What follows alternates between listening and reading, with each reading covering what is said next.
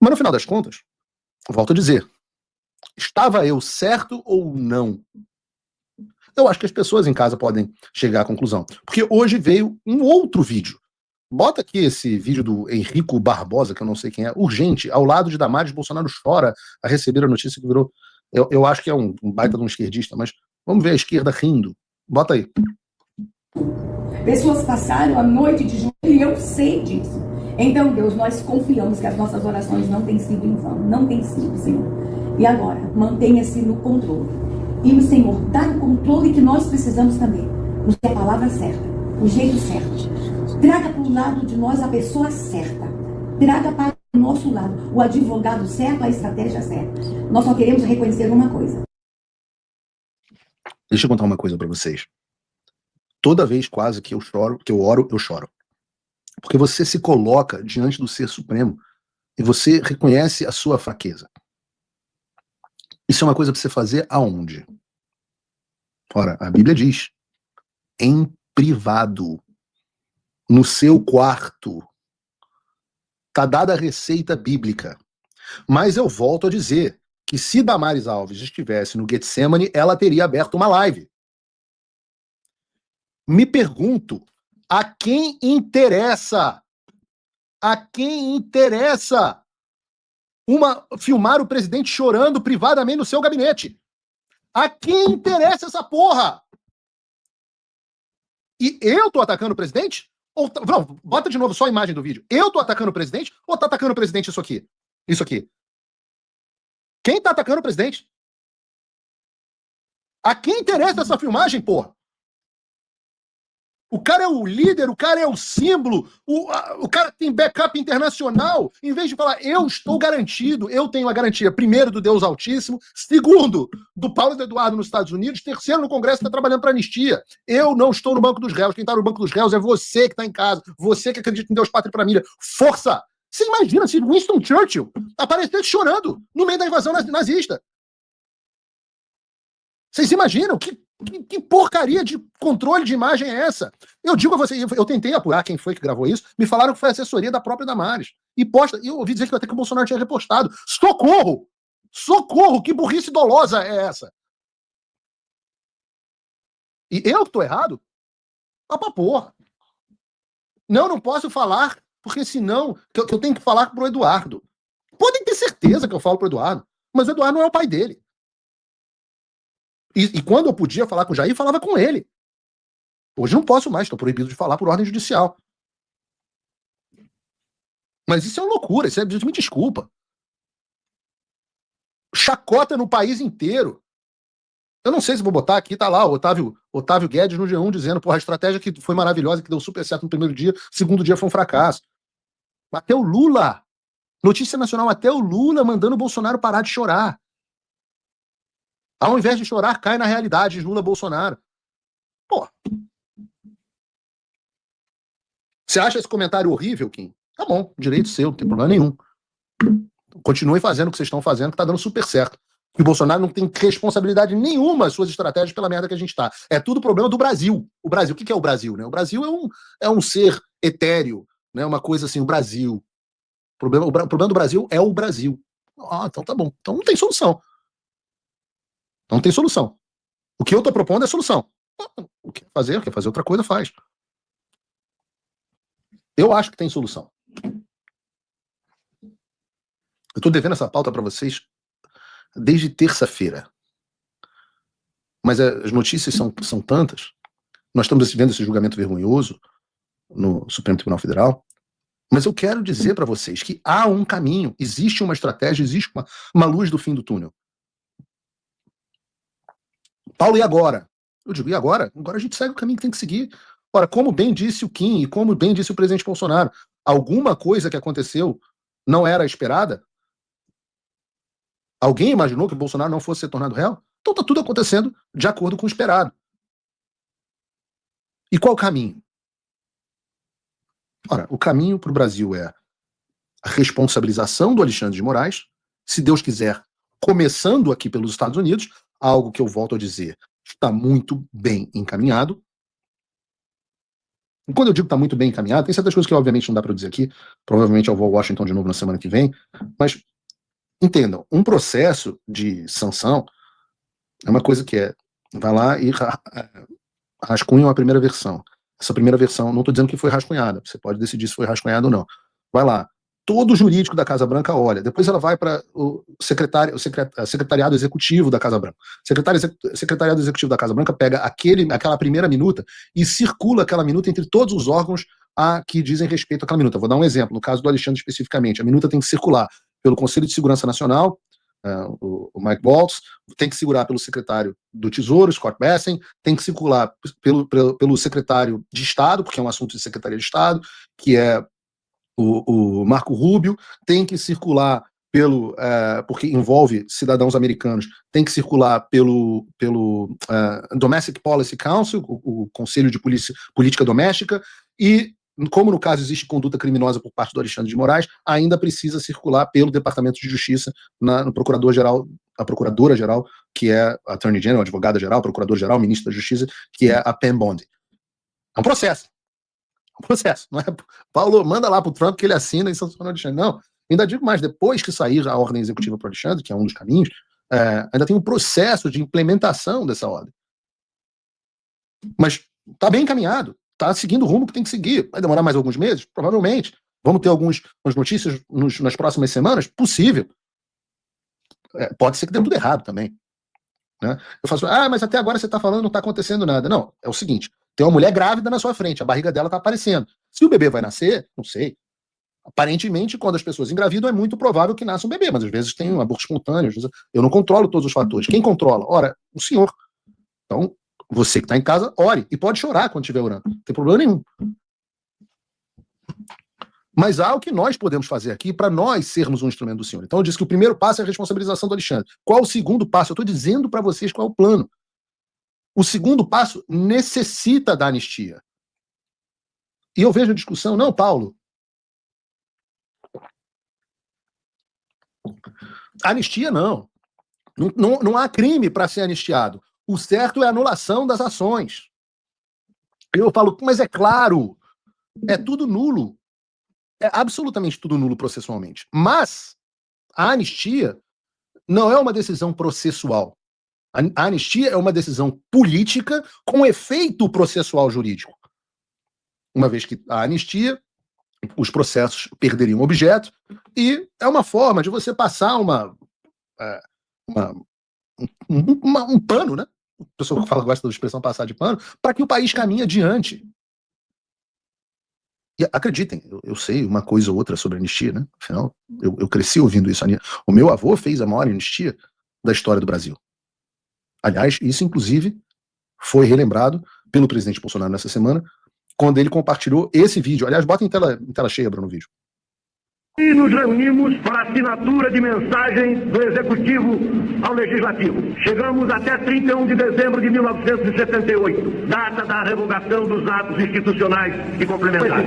Digo com a autoridade de quem viveu a juventude tantos anos de adulto, sob a esperança de ver o pai anistiado. E o foi 2 vezes. Vi na minha própria família o amargor de ser órfão de pai vivo. Conheci as frustrações do soldado afastado da pátria e de seu serviço por delito político. Certos eventos, melhor silenciá-los em nome da paz da família brasileira. Pelo respeito à lei, como expressão da realidade nacional, e não como produto de alienações deformadoras. Em todo o processo histórico, há um momento certo para a tomada das grandes decisões. Acredito havermos chegado ao nosso.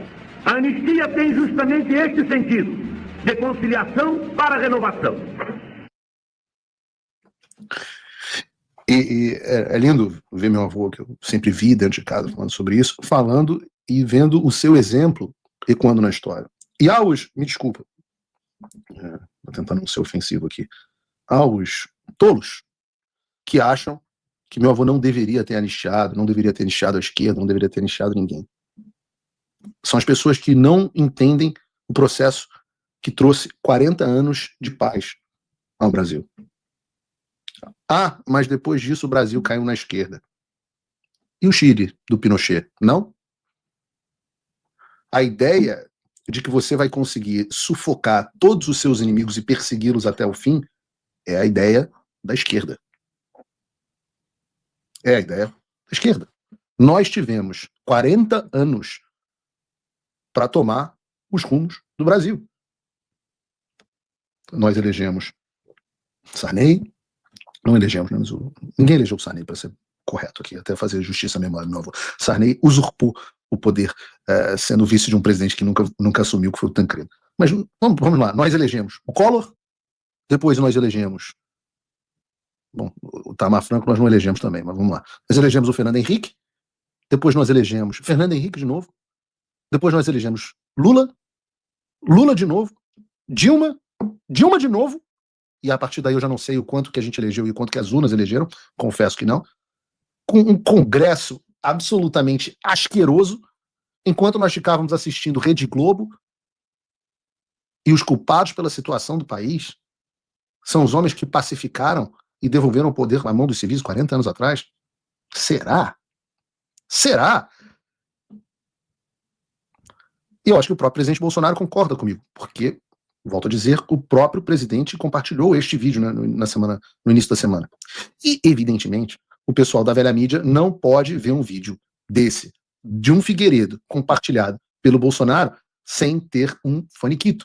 E essa é a parte mais gostosa. A revista Fórum diz assim: em desespero, Bolsonaro usa ditador Figueiredo falando de dinastia golpista para defender a anistia.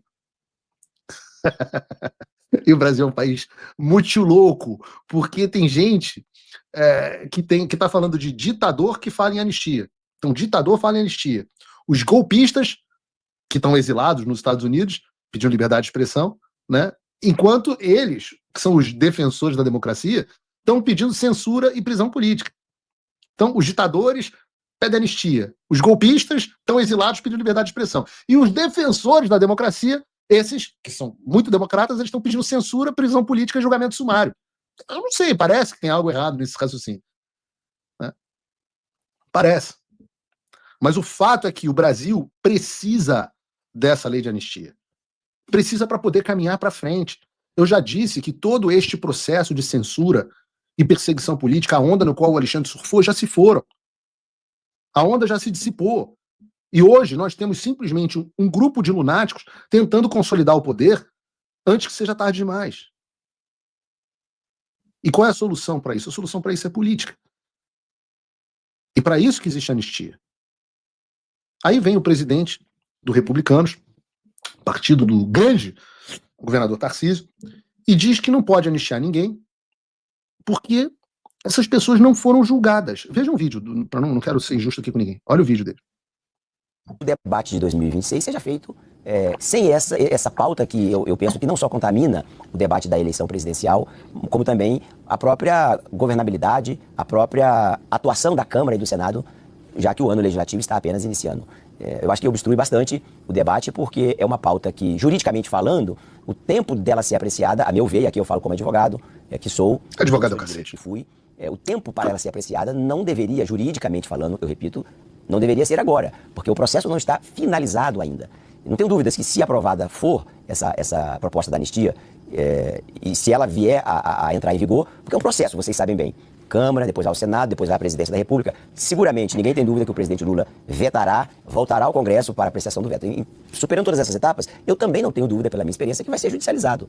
E o Supremo provavelmente vai dizer que é inconstitucional por causa do tempo em que ela foi apreciada. Deputado, portanto, a meu ver, é uma pauta eminentemente política e, óbvio, que contamina o ambiente político. Deixa eu voltar ao ponto do Caio. A pauta está... O que vocês têm que entender é o seguinte: o fato, né, o país não está ferrado porque meu avô deu anistia. O país está ferrado porque Marcos Pereira deu aula de direito para alguém. Então, se Marcos Pereira dá aula, é professor de direito em algum lugar, e fala uma asneira dessa, só isso explica a situação. O que vai parar no Supremo Tribunal Federal depois?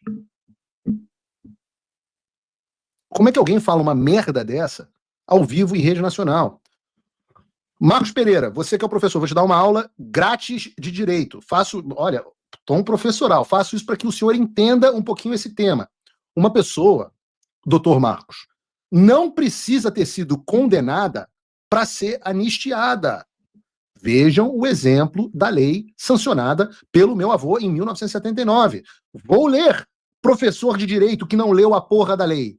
O presidente da República, faço saber que o Congresso Nacional decreta e sanciona a seguinte lei. Artigo 1º. É concedida a anistia a todos quantos, no período compreendido entre 2 de setembro de 61 e 15 de agosto de 79, cometeram crimes políticos ou conexo com estes, crimes eleitorais, ao que tiveram seus direitos políticos suspensos e aos servidores da administração direta e indireta, de fundações vinculadas ao poder público, aos... Cadê aqui? Isso tá uma bosta.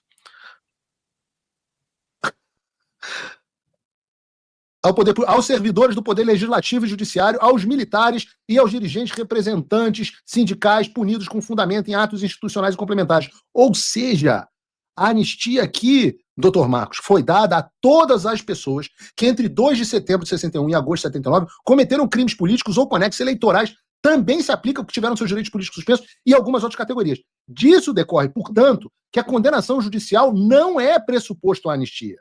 Basta que uma pessoa tenha incorrido em conduta definido como crime. Então você não precisa ser condenado, digamos, por abolição do Estado de Direito, etc., para que seja anistiado.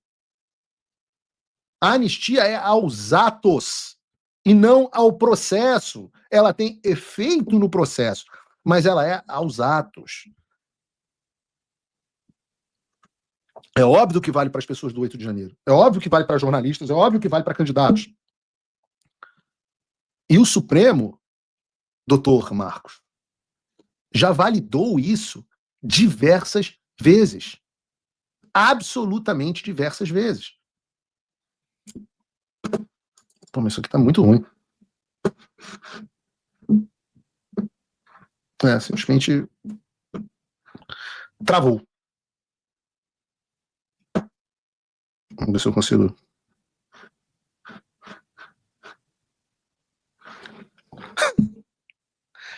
Reclamem com o Bill Gates.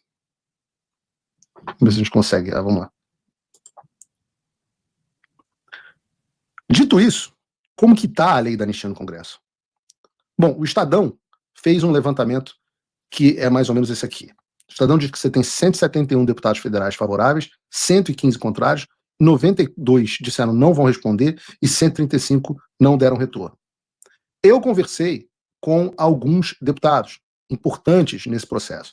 E o que eles me dizem é que a anistia tem mais de 300 votos na Câmara. 300. E que, indo para o Senado com esse placar, mais de 300 votos, também será aprovada. Os dois presidentes se comprometeram a pautar. Isso é o que eu ouço. Isso é o que eu ouço. Mas você também pode se perguntar se o Supremo Tribunal Federal não julgaria isso como inconstitucional. E é uma pergunta válida. Não pelos motivos que o Marcos Pereira listou, mas por um motivo muito simples. Porque o Supremo Tribunal Federal hoje é uma casa política. Só que aí entra o quê? É aí que entra a pressão internacional. É aí que entra a pressão internacional. Porque vocês imaginem como, depois do Alexandre sancionado e arregaçado, como vão reagir os outros ministros do Supremo Tribunal Federal a um projeto de anistia aprovado pelo Congresso, vetado pelo presidente e com veto derrubado pelo Congresso. Como reagiria? Com Alexandre sancionados, outros ameaçados, anistia aprovada, Bolsonaro pronto para concorrer, eu acho que a gente teria um país muito, mas muito diferente. Agora, nós não podemos nos enganar. O Alexandre e o Supremo farão de tudo para que isso não seja aprovado. Vejam, por exemplo, essa reportagem. A arma de Moraes para pressionar Kassab quanto à anistia do 8 de janeiro. Relator do inquérito do golpe no STF, o ministro Alexandre de Moraes tem em mãos uma nova arma para pressionar Gilberto Kassab a não apoiar o projeto de anistia aos condenados do 8 de janeiro. Cara, isso aqui tá demais. Não sei o que houve com o meu... O computador tá simplesmente travando. Aí. No dia 19 de março, Moraes ordenou que uma investigação contra Kassab por corrupção passiva, Caixa 2 e lavagem de dinheiro oriunda da Lava Jato retornasse para o STF a fim de ser relatada novamente pelo ministro. O inquérito tinha sido enviado pelo próprio Moraes à Justiça Eleitoral de São Paulo em 2019. Em 2021, a denúncia do Ministério Público contra Kassab foi aceita pela Justiça, o que tornou o presidente do PSD réu no caso. Vejam, em primeiro lugar, né, o Brasil é o país das coincidências. Em 2019, o Alexandre envia o caso do Kassab para a Justiça de São Paulo. Em 2025, justamente quando o partido do Kassab, o PSD, está entrando no barco da anistia, ele manda o processo volta para a mão dele do Supremo. Vejam, isso está dito pelo Igor Gadelha dentro do Metrópolis como uma arma para que Moraes pressione o Kassab para anistia. Ou seja, o Metrópolis está escancarando, assumindo que o Alexandre de Moraes é um mafioso, um bandido. Não sou eu que estou dizendo, é o Igor Gadelha. É o Igor Gadelha, vejam aqui. Coisa de mafioso, coisa de bandido. O que a reportagem está dizendo é que o Alexandre quer ameaçar o Kassab de prisão, porque o PSD não apoia a anistia. Juiz, bandido, gangster governamental, como diz o Kash Patel, diretor do FBI atual. E a gente vai falar sobre isso logo mais, agora, em seguida, sobre como isso tem acontecido nos Estados Unidos. Antes, no entanto, eu quero pedir a você o seu apoio. Você pode apoiar meu trabalho. Caso você seja um amante da verdade, você pode apoiar o meu trabalho no meu site, www.paulofigueiredoshow.com/apoie. Lá, com a pequena quantia de pouco mais de $5 por mês, você ganha acesso ao meu conteúdo exclusivo.